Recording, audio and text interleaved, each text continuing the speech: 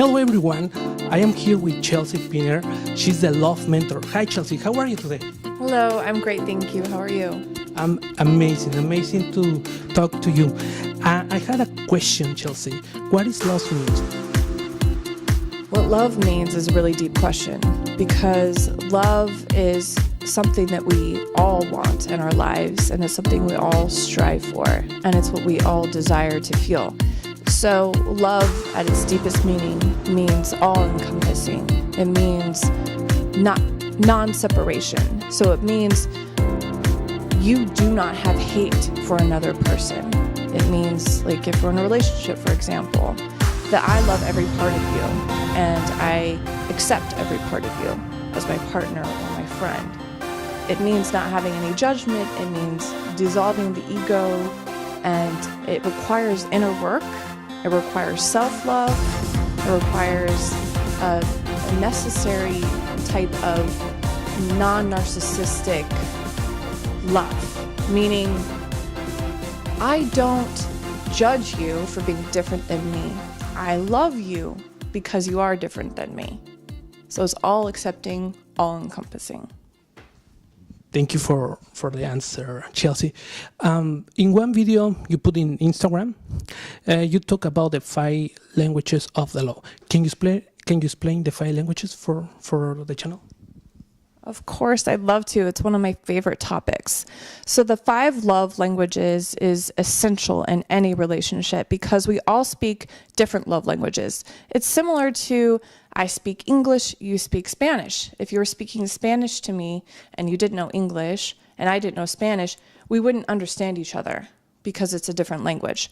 And we all speak different languages with love because we were all raised differently. So your father might have cleaned the room for you, which is an act of service. And my father might have given me a hug, which is physical touch. So that means I speak a different love language because that's what I learned growing up than you do.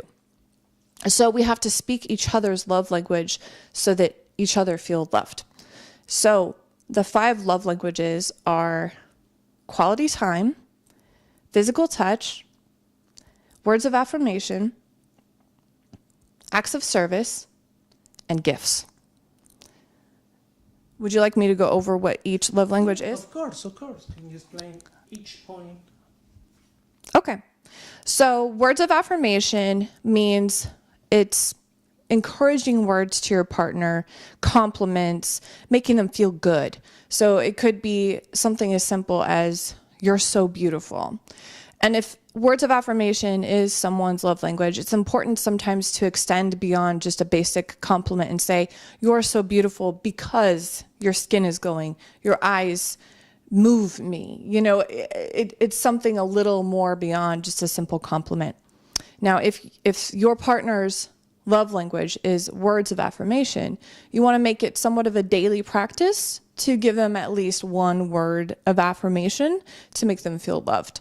And it could be something as simple as, "I really loved how you cooked our dinner last night. It was amazing. It tasted so good. I'm so happy. I feel content." Something simple, you know? So that's words of affirmation. Acts of service is when you do something to show your love for another person. So it could be washing the dishes. It could be vacuuming. It could be mopping the floor. It could be washing their car, paying bills. It's something that goes beyond just simple words. It's actually showing them with an action that you love them. And if your partner has this as the love language, it's really important that you practice this and show them with an action instead of just saying, "I love you, go and wash the dishes," you know, show them. The next one is quality time. So quality time is different than just spending time together. When someone's love language is quality time, that means that you actually have to be present with them in that moment. And you have to spend a good amount of time with them, maybe at least an hour, looking them in the eyes and telling them that you love them and asking them how their day was and really just focusing on them. No telephone, no TV, no distractions. That's quality time. And when someone has this as a love language, they feel like pretty much neglected if they're not getting this from their partner. So it's essential that you make sure that you put it in your calendar or whatever you need to do to remind yourself to make sure you spend quality time with your partner. So the next one is gifts. Gifts means some people think, oh, it's diamonds and cars and, big things, and that's great. Of course, your partner is going to be very happy if they get diamonds or a car. However, or gold. Yeah, watches, anything. But the underlying importance of gifts is that you thought of your partner. And it could be something as simple as buying them a card or writing a card. Just writing it from scratch on a piece of paper. Just anything to show that you thought of them. And sometimes gifts can be a difficult love language for someone because it might not be theirs, because it's a rarer one, to have in the main love language. It's good to make sure you give your partner gifts no matter what, because all 5 love languages are important. But people do speak primary love languages. So if gifts is your partner's primary love language, an idea you can do is maybe take notes of, whenever they say, oh, I really want this, or I really need this, take a note in your phone or write it down. So you'll have ideas for gifts, and it could be something simple as, oh, I really wanted that pen, or I really need that sauce from Whole Foods, anything, any little thing. And then you can stock up on those things. And, whenever your partner needs their emotional love tank filled, just wrap it up and give it to them. So that way you never really struggle to think of ideas. They're giving them to you every day if you pay attention. That makes sense? It does. Yeah. It does make sense. The last one, there's one more. Okay. And it's physical touch. And physical touch it can vary between the genders, because a lot of men misinterpret this for sex. And then the women that has physical touch as their main love language, they consider hugs and cuddling and, that kind of intimacy as physical touch. And men, if your real love language is physical touch, then you have to separate the sex from hugs. And if you feel love and you feel this rush of hormones from just a hug, then physical touch could be your love language. So it's important that you take the 5 love language test and you find out what your love language is. And you also really should pay attention to what your partner's love language is. And a way you can do that is to ask simple questions, like you could say, what really makes you feel loved? It's better to have them take the test, obviously, but if they don't, then you can ask questions like that. Or another good indication is what they're complaining about. If someone's complaining, you don't spend time with me, it's probably a good indication that quality time is their love language, Yes.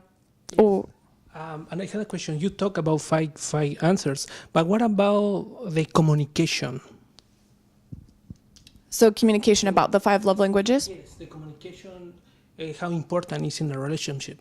So communication is obviously key, because it's everything. It's how we understand what we need and going to get it. So for example, the terrible twos, when a child is 2 years old, they're screaming and crying usually because they're having trouble communicating what they need, and the parent isn't understanding what they need either, and so therefore the child will throw a fit. And this can go into adulthood, when someone is trying to communicate their needs and they don't know how, or their partner doesn't understand it, then they have a fit. They get upset and fights can happen. So a good way to communicate, I don't know specifically about 5 love languages or anything. Anything. Okay. So a good way to communicate to your partner about needs in a relationship, for example, is to talk about how you feel. Like how I feel is, I feel hurt when you ... Instead of you do this and you do that, it puts someone on the defense, and it makes them feel like they need to defend themselves and they need to protect and they're mad and that you just want to shut them down. But if someone starts a conversation, I feel, and sometimes even adding a compliment, if you have something that really important you need to talk to them about that you're not happy with, you can say, I first want to start with saying I really love you and I really care about you so deeply, and I just appreciate everything about you.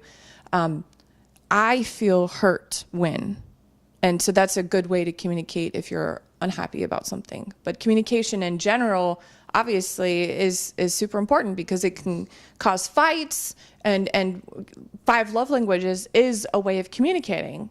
And, you know, if someone isn't feeling loved, then obviously they could leave in a relationship. It can cause problems with parents and kids as well. It can cause problems at work with your coworkers and your employees. Learning the 5 love languages isn't just about your partner. It can be about everybody in life. Learning your friends' love languages, learning your coworkers, your bosses, everybody's is actually really important, because you learn how to communicate with them.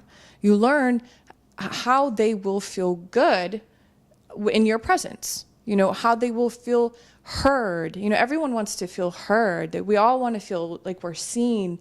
And one of the best ways to do that is understanding their love language and communicating that with them. So I hope that helps. Thank you, Chelsea.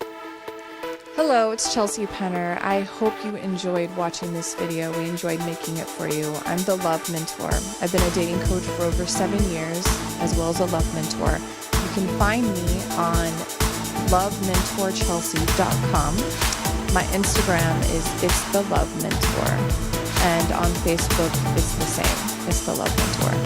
Thank you so much again for watching. I hope you enjoyed it. And please comment below any questions, any further questions you may have or comments. I'd love to hear the feedback. Thank you so much.